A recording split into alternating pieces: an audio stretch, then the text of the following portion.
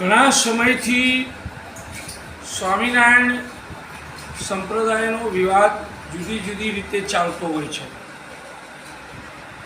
જુદા જુદા વિધાનો આ લોકો કરે છે. સનાતન ધર્મના દેવો વિશે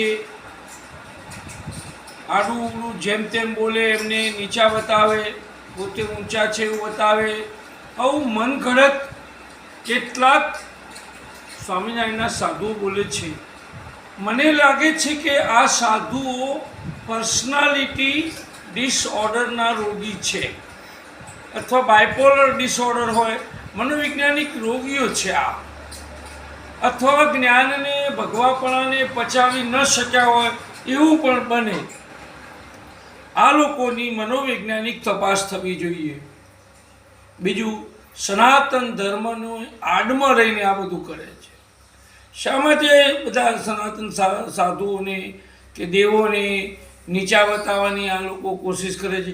જો દેવોને જ, શિવ જેવા દેવોને જો આ લોકો નીચા બતાવતા હોય તો પછી સનાતન સાધુઓની તો કિંમત એમના આગળ કશી જ નહીં હોય.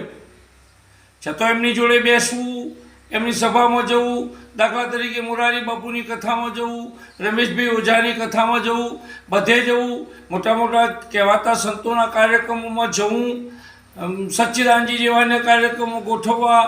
એ સારા છે સાધુઓ, એની મારી ના નથી, પણ આવા તત્વોને કેમ કાબૂમાં આ લોકો લાવી શકતા નથી? અને વારંવાર આ વસ્તુ થાય છે. આ ધર્મ, આ સંપ્રદાય ને કેમ આ રીતે લોકો આ બદનામ આ લોકો કરી રહ્યા છે? ખુદ પોતે પોતાના કબર ખોદી રહ્યા છે એવું લાગે છે. એટલે મને નથી લાગતું કે હવે સ્વામિનારાયણ સંપ્રદાયનું ભાવિ સારું રહે આવા લોકોના કારણે.